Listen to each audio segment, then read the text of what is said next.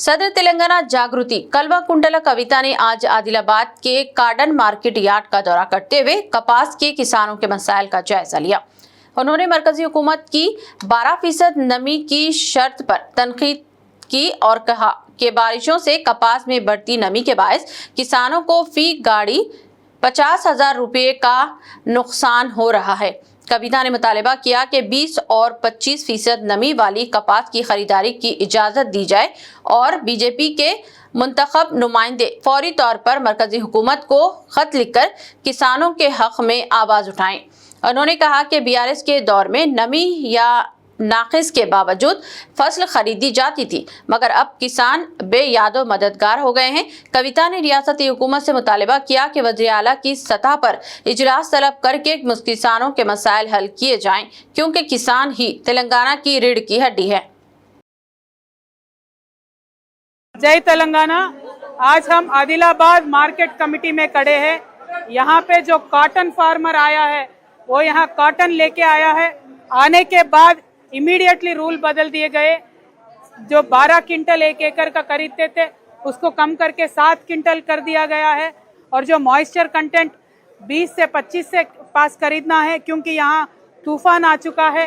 ये हालात देखते हुए भी यहाँ की सरकार, ना तो सेंट्रल गवर्नमेंट ना तो स्टेट गवर्नमेंट, रैयत की जो दिक्कत है उसको पहचान नहीं रही है। तो हम ये डिमांड करते हैं, आप मॉइस्चर कंटेंट बढ़ा के इमीडिएटली कॉटन को खरीदारी करो। कॉटन कॉरपोरेशन ऑफ इंडिया से भी हम डिमांड करते हैं, आप तेलंगाना की तरफ देखो, आंध्रा की तरफ देखो, बहुत ही ज़्यादा यहाँ तूफान आया है और कॉटन फार्मर हर जगह रो रहा है। इनके हालात पे आप तरस खाओ और इमीडिएटली 20 to 25% मॉइस्चर कंटेंट तक अलाउ करो। ये हमारी केंद्र सरकार से डिमांड है। Thank you. जय तेलंगाना। साबिक एमएलसी व तेलंगाना जागृति सदर के कविता ने अपने हालिया आदिलाबाद के दौरे के मौके पर जिले कलेक्टर से फोन पर बातचीत करते हुए कपास के किसानों को दरपेश मसाइल पर तशवीश जाहिर की। बताया जाता है कि कविता ने कलेक्टर से कहा कि नमी की शरह के नाम पर ताजिर तबका किसानों का इस्तेसाल कर रहा है, जिसके बायस मेहनत कश किसान सख्त मुश्किलात में मुब्तला हैं। उन्होंने जिले कलेक्टर से अपील की है कि किसानों के साथ इंसाफ किया जाए और इनकी पैदावार को मुनासिब कीमत पर खरीदने के इक़दाम किए जाएं। जराये के मुताबिक मोहतरमा कविता ने कलेक्टर को हिदायत दी है कि मार्केट यार्ड्स में शफाफ तरीके से खरीदारी को यकीनी बनाया जाए और किसानों को बर वक्त इमदाद फराहम की जाए ताकि इन्हें मजीद नुकसान न उठाना पड़े। हेलो कलेक्टर गारू।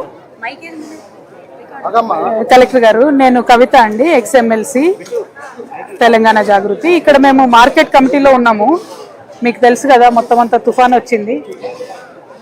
ఈ మాయిశ్చర్ కంటెంట్ ఫార్మర్స్ పత్తిది ఓన్లీ 12% అయితేనే ఒప్పుకుంటాం అంటున్నారట, కానీ మినిమం 25 లేనిది అయితే ఇచ్చే పరిస్థితి లేదండి వాళ్ళకి పాపం.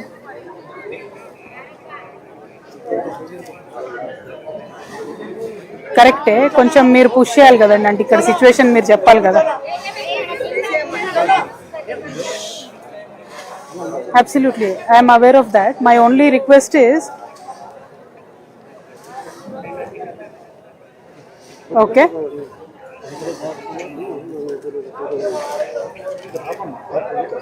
no, my only request is collector గారు, మీరు పంపారు కాకపోతే ఇక్కడ ఆల్రెడీ వాళ్ళు మొత్తం ప్రైవేట్ వాళ్ళు కొంటున్నారు, మార్కెట్లో వీళ్ళు బంద్ చేసిండ్రు. సో ఒక్కొక్క ఫార్మర్కి మినిమం 50,000 లాస్తో నమ్ముకొని పోయే పరిస్థితి వచ్చింది.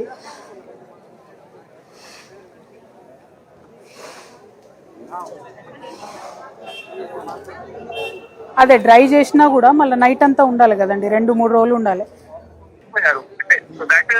ఎవరైనా ఫార్మర్ ఇట్లా అక్కడ ఆరబెట్టాలి అంటే మనం చెప్పడం చెప్తాం. అదొక్కటే రిక్వెస్ట్ అండి, వాళ్ళని అట్లీస్ట్ లోపలికి వచ్చి ఆరబెట్టుకున్న తర్వాత తీసుకోమని చెప్పండి.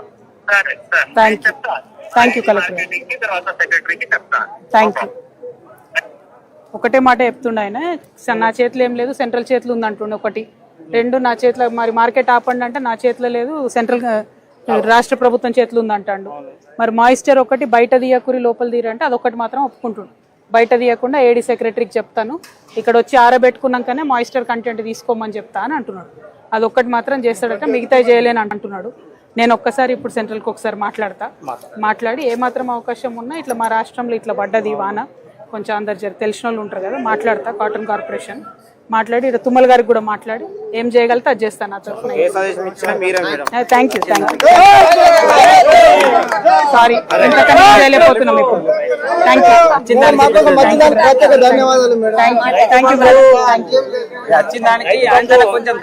అదే దొరుకుతుంది బరాబర్ దొరుకుతుంది. तेलंगाना जागृति सद व एमएलसी के कविता ने अपने आदिलाबाद जिले के दौरे के दौरान चिन्ना काकोराटा प्रोजेक्ट के कामों में ताखीर पर रियासती हुकूमत को आड़े हाथों लिया। उन्होंने कहा कि बआसानी मुकम्मल किए जा सकने वाले 10% काम को नजरअंदाज करते हुए कांग्रेस किसानों के साथ नाइंसाफी कर रही है।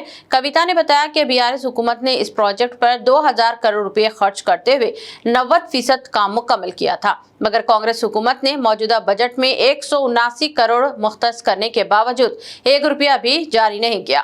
उन्होंने इल्जाम लगाया कि बीजेपी और कांग्रेस के दरमियान मैच फिक्सिंग चल रही है। दोनों जमातें किसानों के हकीकी मसाइल पर खामोश है। कविता ने कहा कि ये सियासी मौजू नहीं बल्कि किसानों के मुफाद का मसला है, इस पर सबको एक साथ आवाज उठानी चाहिए। उन्होंने मुतालबा किया कि प्रोजेक्ट के बाकी काम फौरन मुकम्मल करके किसानों को पानी की फराहमी यकीनी बनाई जाए।